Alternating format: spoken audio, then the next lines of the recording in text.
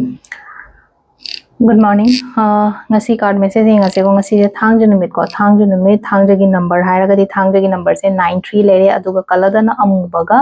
mekhet machu ko color angel number se na 993 ama lere ko aduga akhoi gi machu se amubaga mekhet machu ko black and purple gumba kai gumba du minus sina bi ko aduga mana chak thongba khotpa da na akhoi na hapa ya ba se kai no hai kan se da एक कई कोई थोइदिंग अमुबा नत्रगा कन अचथाव गुंबा कई गुंबा दुमाइन तौरगा खतंग कन्ना drop अमा कई अमा हापीबा अदो ए कनो सुम हाइजगे को मैम दा थांगजा हाय को थांगजा से कोइना कनो खोइरंबा खोटपा दुम चनै न को शनि खोइरंबो रो शनि ठाकुर चले खोले कनो मा हादि कटपा खोटपा सुम दशा पसा ले हायगा दुमाइन तौरगा हादि को थि यंग मतम दा हारा पोकोपा अमाइ चनै को चटपदो होय अदो सिदा कोइ गी ओइना हारगा दि याम का हाइना मंदिर दमा अमा लेदना खोतना कनो तौबसु नते को अदो इचम चमना हाइतारा को हादि अखोइना तौबो याबसे हादि सिदगी ngakthokpa yabase kamai tawgodage hakana chatludramoksu leina ko sigi numit sida leina ko haidi leita lairagi mating pango haibane ba leita lairaga mating pang matamda ngasai gi aigi Saturn do hai tar ko ngasai gi haidi adudo pharakna bagi damakta ne ba haidi labor class haina harasne ko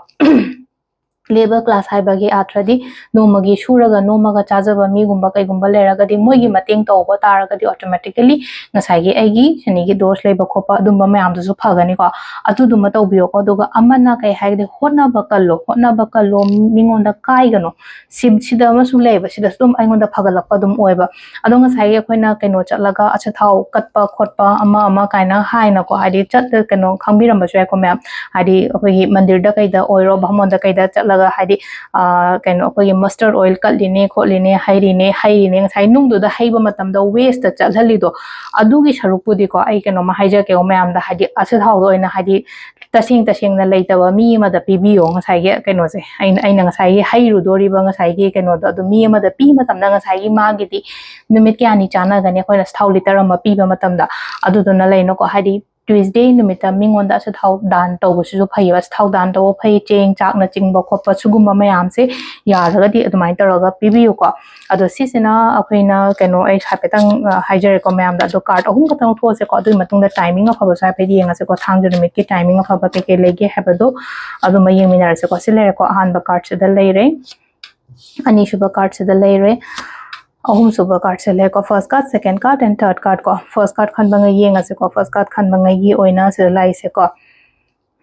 stability and lai ko khoi first ko stable hai tar nga si yamna stable oyo ko lo kaina pi bu thabak taw matam da dag yarak pani khangde amani khangde aina hai ru bada ya pani khangde amai tar ko number 2 khan bangai gi oina se leina ko tensions lei ko khara tension stress anxiety gumba kai gumba hakchanga se pura ichok chok thabagi type to mai tawraga aduna sigi part me am se thadok piyo khara ko tension gumba kai gumba lehan gano phataba sum khalaga di phataba do oina engon sum chingchalakani ko aduduna haidi exercise khi katang avoid ignore gumba kai gumba tawbiba ko si sina number 2 khan bangai gi lere ko number 3 khan da yenga se ko number 3 khan bangai gi oina se da la ise kaino thabak chatpa matam da ko khatang challenging oigani ko yadi oidi oigani taro jo khara hai tare ko keno challenge oibo oina oibo do sida lere ko gi keno oina harasne ko hadi card message lere ko timing sina yuki pung 3 ka minute kun mari dena 9 ga minute ahum phang lere ko dagi pung 13 ga minute kun dagi na